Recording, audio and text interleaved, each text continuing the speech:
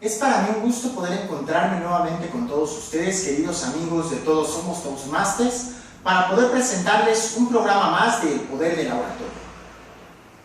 En esta ocasión vamos a tener un programa de tipo Trabajando en la Oratoria, de manera que vamos a fortalecer sus habilidades de comunicación y de liderazgo para que ustedes puedan disertar cada vez mejor como los grandes oradores que sé que son. El tema que vamos a trabajar el día de hoy es la estructuración de nuestro discurso. ¿Cómo estructurar un discurso?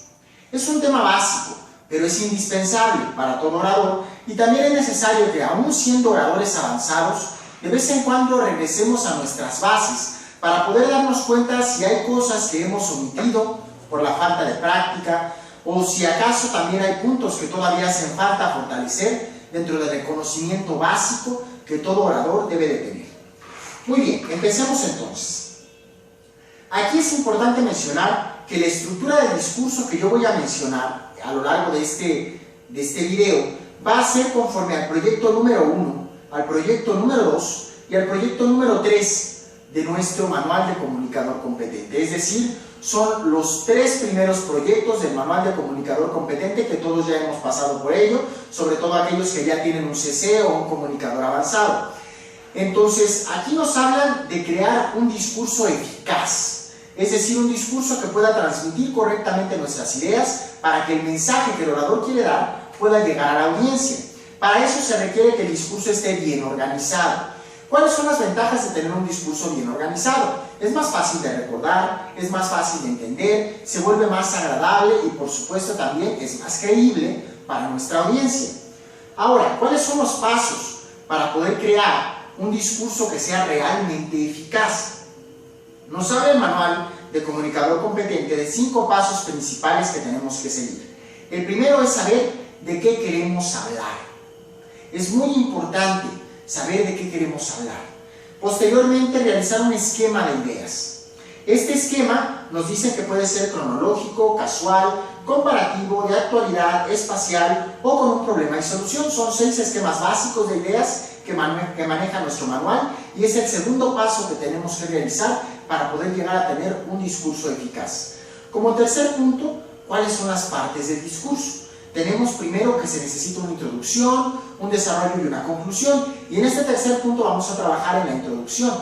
El manual de comunicador competente nos dice que hay 4 formas de empezar nuestra introducción: con una pregunta, con una cita o con una anécdota, exhibir un objeto o una imagen. Recordemos que dentro de la oratoria moderna está perfectamente permitido lo que es el exhibir objetos o imágenes o hacer uso de cualquier recurso que nos rodee que pudiera ayudarnos a que el discurso sea más efectivo. Y por último, poder incluir a lo mejor una generalidad siempre y cuando ésta esté vinculada con el tema que estamos hablando. ¿Qué tenemos que evitar dentro de nuestros discursos? Sobre todo en el caso de la introducción. Afirmaciones de disculpa, es decir, empezar pidiendo perdón, chistes que no estén relacionados con el tema. Esto es importante sobre todo para los discursos humorísticos que tratan de empezar con algo cómico. Siempre tiene que ser algo que se relacione con el tema, si no, entonces el discurso está mal estructurado. Empezar con una observación que sea común y banal, una anécdota demasiado larga y lenta, preguntas que sean trilladas. No sé si les ha tocado escuchar, sobre todo en la mayoría de los concursos de oratoria, no falta alguien que empieza diciendo: ¿alguna vez ustedes se han preguntado? Entonces ya ahí estamos empezando con algo trillado.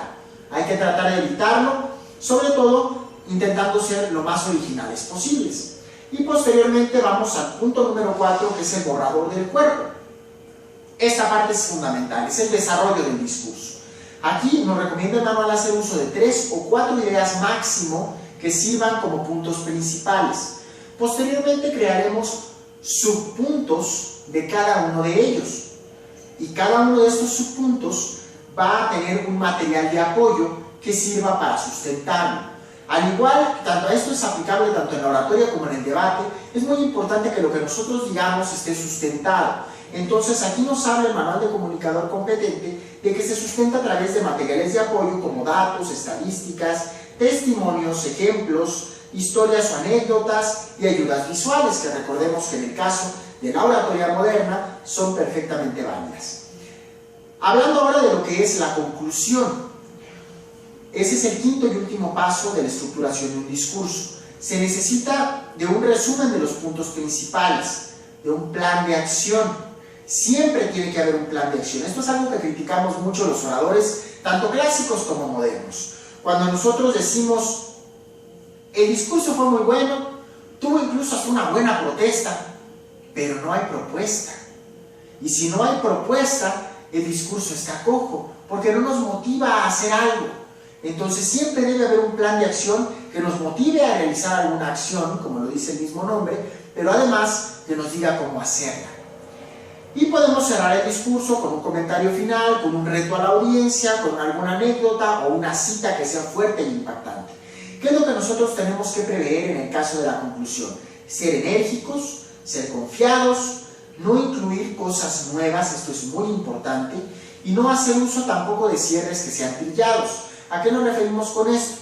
Es cuanto, muchas gracias, muy buenas noches, muy buenos días, como lo manejan sobre todo en discursos que son ya demasiado acartonados y que tienen que tratar de cambiarse. Además, esto tiene una lógica.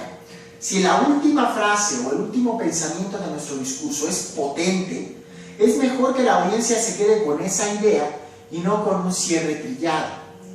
Ahora bien, aquí también es importante mencionar lo de no incluir cosas nuevas, porque a lo mejor se nos ocurre una gran idea que queremos meter en el discurso, pero ya estamos a punto de terminar. Dejémosla mejor para algún otro discurso y cerremos nuestro discurso con la estructura que ya habíamos planeado para que el discurso pueda ser eficaz. ¿Cuáles son los propósitos que tiene que cubrir un discurso? Un discurso tiene que cubrir un propósito general, es decir, tener una intención. Esta intención puede ser en aras de informar, de persuadir, de divertir o de inspirar.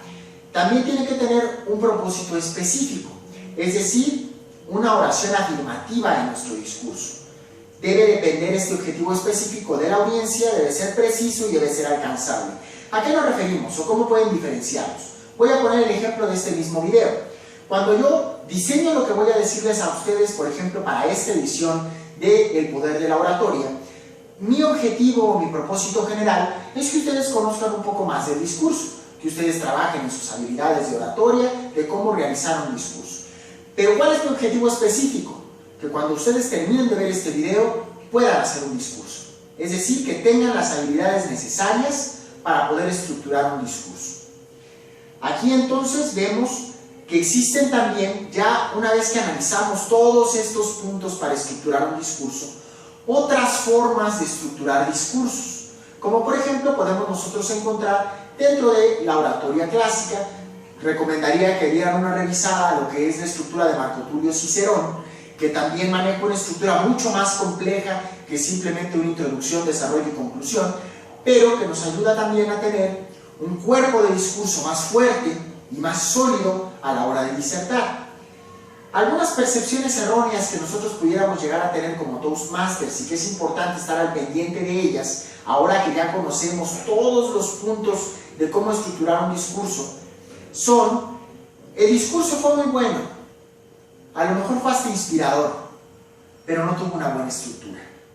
Es decir, nosotros, sobre todo aquellas personas que sean jueces de concursos, tienen que estar muy al pendiente de no caer en la percepción errónea de quedarse solamente con que fue un gran discurso o sonó muy bien, pero ¿cuál fue su estructura? Siempre que un orador termina de hablar, nosotros debemos de tener la posibilidad y la capacidad de, al haberlo escuchado, poder escribir cuáles fueron sus puntos principales.